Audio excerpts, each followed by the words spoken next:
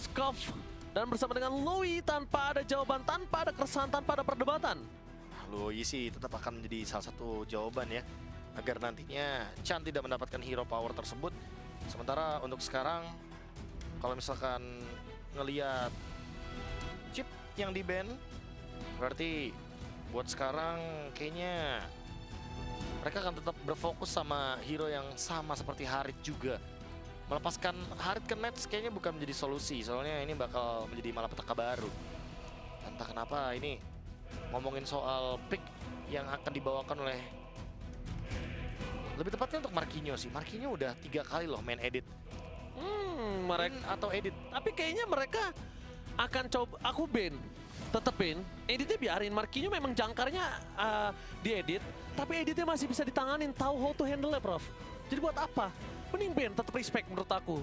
Sedangkan kita tahu Chibi permainannya sekarang dengan Assassin atau mungkin Fighter to Assassin ya, Fighter to Marksman. Fighter to Ya, aku Roger, setuju. Fighter to Roger. Lebih Fighter. spesifik tuh kayaknya ya. Iya, Oke, udah, oke. ban setuju. For sure. Bane di ban. Melihat tadi di game yang ketiga udah menjadi jawaban yang pasti banget agar teman-teman dari Homeboys bermain lebih leluasa, nggak ada deadly catch, nggak ada gangguan juga dari satu sosok fighter yang bisa memberikan efek knockback. Tinggal di Harit. Apakah Haritnya akan diberikan? Entity 7 tidak akan membiarkan Haritnya didapatkan oleh Nets. Mereka paham betul bahwa ini adalah hero power dari Nets. Mereka bermain dengan aman, mereka bermain dengan safe, mereka bermain dengan hero-hero yang cenderung lebih stabil untuk sekarang. Ya, saatnya mereka melakukan ban, Profesor, Ya. terhadap Valentina mungkin kalau misalnya game ini masih bisa mereka amankan. Oh, Valentina first pick tapi. Kalau misalnya mereka nggak bisa dapetin Valentina sekarang, ya mungkin nanti. Mungkin ya. Tapi kalau misalnya game ini mereka nggak berhasil mendapatkan apapun, nggak ada kemenangan, wah itu akan berat untuk mereka sih harusnya. Sekarang kalau kita lihat apakah akan menuju ke edit lagi. Semenjak sudah ada Valentina, Marquinhos, apakah ini akan menjadi pick keempat untuk edit? Tapi jangan di awal. Oh, di awal sebenarnya. Kayak sekarang tuh langsung diamankan editnya. Oh, tapi Groknya yang di-deny. Grok pick. Langsung diamankan begitu saja dan tentunya ini akan menjadi salah satu jawaban terbaik untuk Jorn. Apakah dia akan bermain dengan pick off seperti yang sudah kita sounding dari awal? Apakah akan ada sebuah pick terhadap Chow atau hero seperti Kaja agar nantinya mereka mampu untuk melakukan penculikan? Kalau misalnya mereka mau mainkan hero seperti Kaja, Profesor KB, kenapa aku bisa menebak sampai 100% seperti Loh. itu, Profesor KB? Loh, Ini game-game aku kebanyakan main sama kamu deh, kurang-kurangin kali ya. kurangin ya berarti ya. Biar nggak kebanyakan nih, bahaya soalnya. Karena Tebak. aku udah tebak banget dari awal kalau dia udah selesai main dengan team fight-nya, langsung reverse. Ya bener, reserve. Ya lebih tepatnya memesan untuk di game selanjutnya kan? Ya, tapi langsung ubah semuanya, langsung siapin untuk Chow-nya. Nah, sekarang kondisinya adalah yang cukup berbahaya adalah mereka masih punya celah, Profesor. Masuknya punya celah, Pak. Mereka masih punya celah di siapakah yang akan bisa compete, siapakah yang akan bisa cocok dengan Chow untuk melakukan pick over. Selain Link, karena butuh satu lagi. Mungkin gold lane-nya. Goto Brody? Aku lebih setuju kalau misalkan menuju ke arah Roger sih. Apalagi ini Roger nggak di-ban loh, nggak di-pick juga. Roger nggak di-ban, nggak Tapi di-pick. Lunox diamankan oleh Chan. Kalau Mereka mau bermain dengan damage yang lebih pasti lagi dari Lunox. Smack Vision, Chaos, Assault, dan ada Order Brilliance untuk efek escape-nya. Apakah nanti Lunox-nya akan membawakan Purify? Let's see. Karena dengan adanya Chow, menurutku ya Purify adalah jawaban yang paling penting untuk para mid laner ya, untuk tidak ditargetkan. Karena kalau misalkan mid lanernya udah jadi target, wah itu yang bakal berat tuh. Apalagi Chow sekarang, ingat nggak cuma slow effect, double damage di delay, tapi ternyata physical penetration-nya bisa diberikan oleh efek dari pasif Chow. Lapu-lapu di ban. Oke, ini hero yang bagus, hero yang punya damage juga sebenarnya. tapi kalau misalnya ngomong lapu-lapu di ban, ini agak cukup mahal. Melihat ada satu hero lagi bisa mereka amankan, yaitu ke arah Yuzong. Silakan Profesor. Oke, ini dia Chibi. Secara official mendapatkan Savage pertama pada game ketiga. Dan ini menandakan kalau Chibi adalah orang pertama yang mendapatkan Savage di MSC 2024. Walaupun di wildcard. Walaupun di wildcard teman-teman. Tapi tetap Ini masih rangkaian rangkaiannya. MSC. Benar sekali. Ini adalah langkah awal Ranger Mas. Langkah awal menuju ke group stage. Si Tardin agar Nets tidak bermain dengan hero tersebut lagi. Tapi mereka masih punya Ruby sebenarnya. Dairot diberikan begitu saja secara cuma-cuma. Mereka melakukan ban terhadap Julian dan Roger. Ini Dairot sih harusnya. Harusnya Dairot. Tapi Dairotnya jangan dipick dulu sekarang. Mereka harus pick marksman-nya dulu, karena ini berebut, Prof. Iya, hero-nya Erwin dulu boleh sih. Hero Erwin, Hero Fury. Ini berebut soalnya mereka. Kalau Fury dengan Clan mungkin? kalau mereka langsung dengan Brody? pick terhadap Brody boleh. Karena kalau ngomongin ke arah nanti tiba-tiba sosok dari Nets pakai Beatrix, ini akan lebih fit in untuk bermain dengan pick off.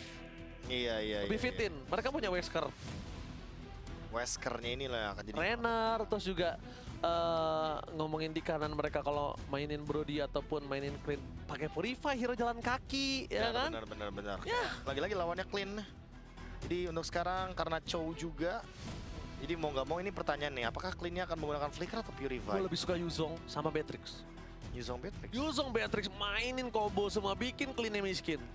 Gimana kalau Ruby Gold Lane untuk Nets? Gue enggak.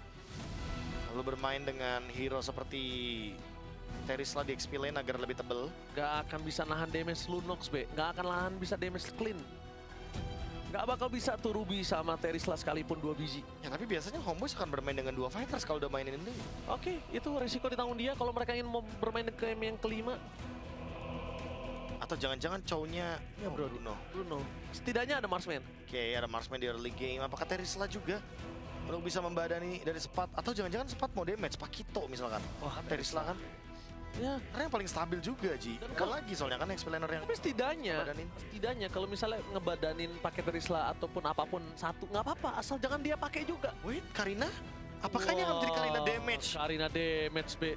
Hide on bush, tapi resikonya gede banget loh karena lawannya Valentina. Dan satu hal lagi, Kita tahu damage dari Valentina itu besar banget karena dari Karina. tapi setidaknya cuma satu yang bisa dengan mudah membunuh dia, cuma Iya, Valentina. Cuma Valentina. At least ya. Dan damage-nya terlalu banyak menurutku dari teman-teman NTT7. Mereka bisa bermain dengan adanya Karina seperti ini. Mereka ingin mencoba menjawab Deviant Sword dengan adanya satu buah Dance of Blade.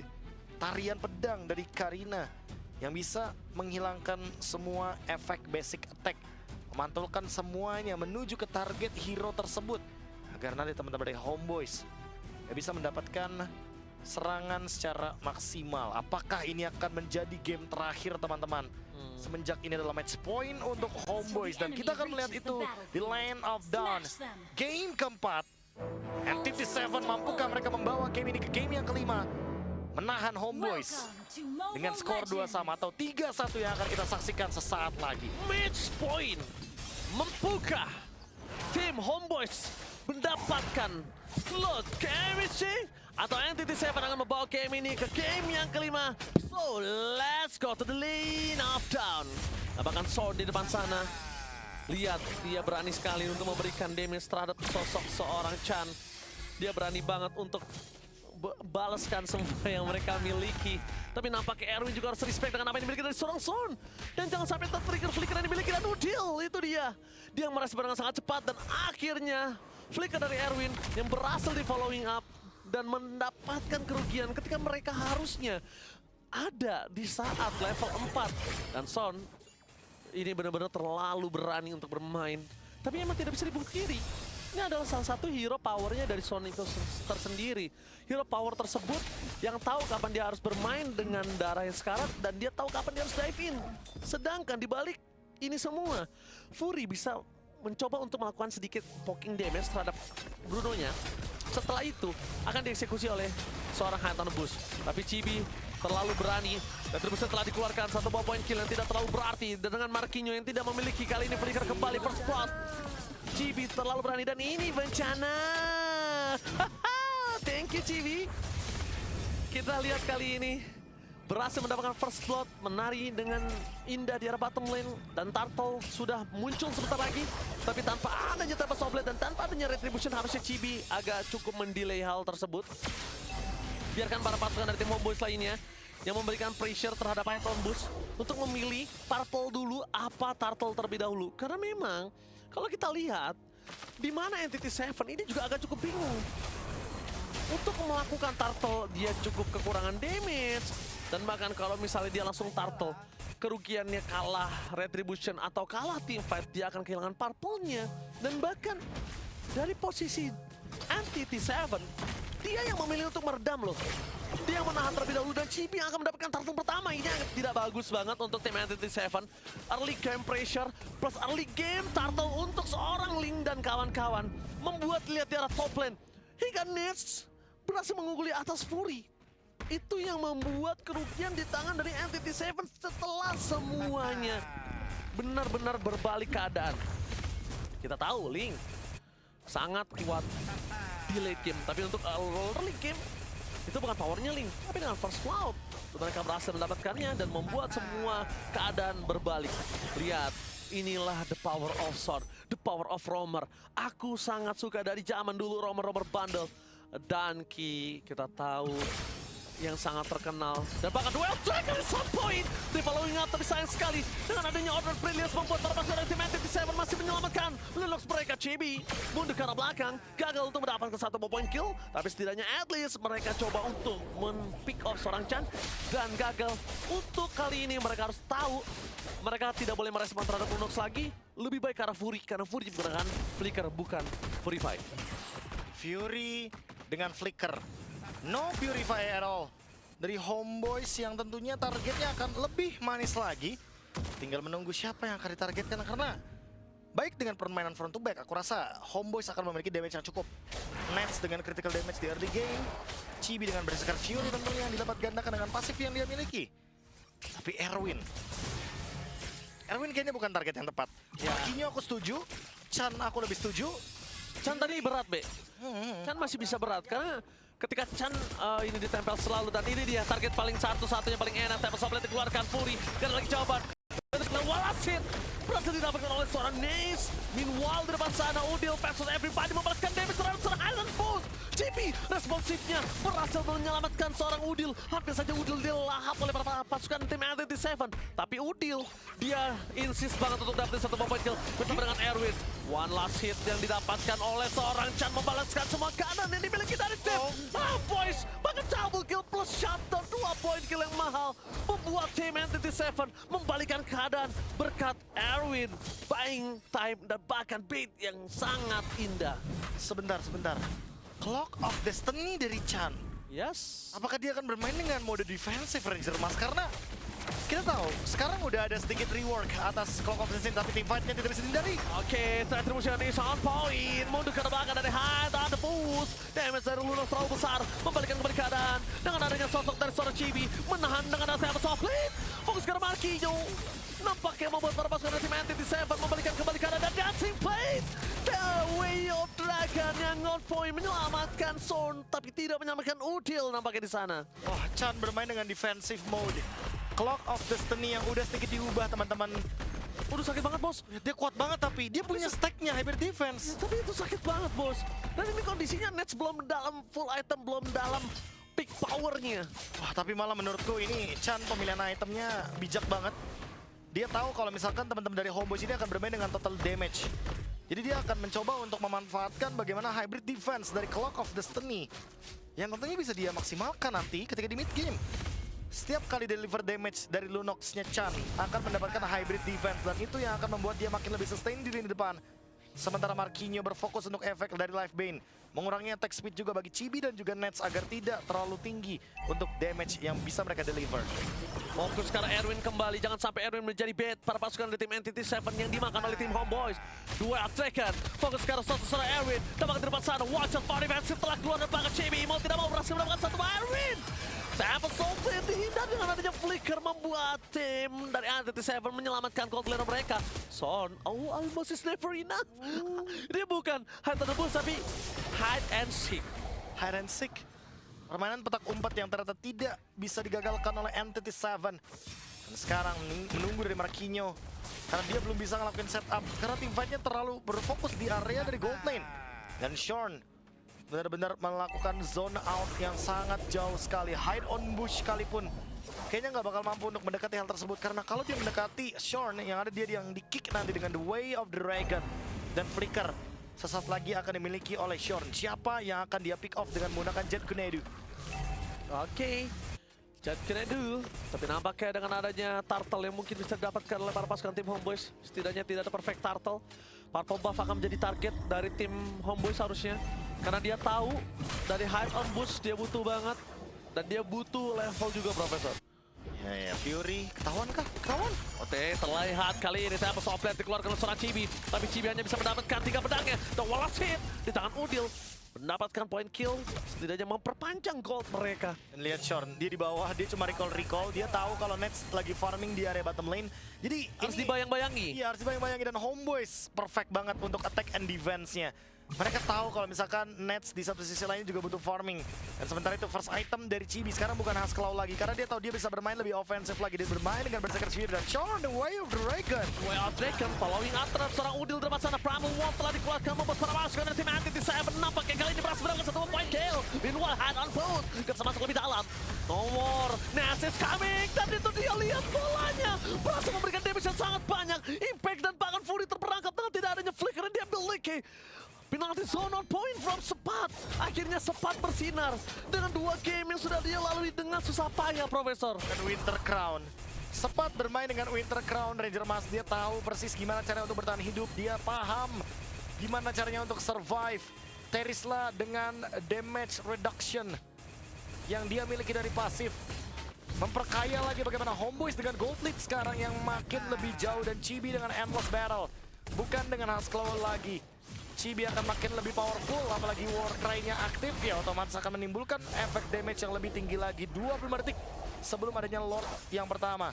Homeboys seharusnya akan mendapatkannya secara cuma-cuma dengan perbedaan seperti ini. Ya, itu dia perbedaannya dengan game sebelumnya ketika clean tidak ada jawaban. Sekarang jawabannya banyak banget, lihat. Penalty banget. zone ke belakang. Way of Dragon. Way of Dragon, dan bahkan lihat dari Bruno-nya aja masih bisa deal damage. Kok malah merasa kayak hide on bush dengan Karina bukan jawaban, karena memang Karinanya kesulitan kali ini berhadapan dengan Nets dengan critical damage yang tinggi. Link juga dari Chibi dengan critical damage. Jadi kayaknya Karina dengan ada Father of Heaven, Arlium Side ini kayak belum menemukan jawaban yang konkret atas serangan kritikal yang diberikan oleh teman-teman dari tim Homeboys. Aku sekarang tahu ketika Albert kembali lagi menjadi jungler betapa menyeramkannya dia dengan linknya. Ya. Ya, the baby alien is back. Karena aku lihat dari Chibi aja, dengan pola permainan 3 pedangnya dia aja udah bisa ngacak-ngacak backline loh, Be. Ya, apalagi yang kayak udah biasa dengan 4 pedang ya. 4 pedang balik lagi bahkan. Makanya. Pedang turun naik lagi. Turun, naik lagi, turun lagi. Ya, aduh. Shorn dengan recall ini dia. The veteran, the legendary, the myth. Shorn dari Malaysia. Karena kita bisa melihat dia dari season demi season bermain. Dan bisa dibilang untuk kali ini dia memiliki satu kesempatan untuk melakukan endgame dan menuju ke grup C dari MSC. Tinggal kita lihat apakah Entity Seven akan membiarkan Homeboys melaju ke babak selanjutnya begitu saja, atau jangan-jangan Entity Seven punya rencana untuk bisa melakukan comeback. Dengan cara apa? Dengan cara menunggu Homeboys membuat sebuah blunder. Oke, Son di depan sana mencoba untuk membuka vision.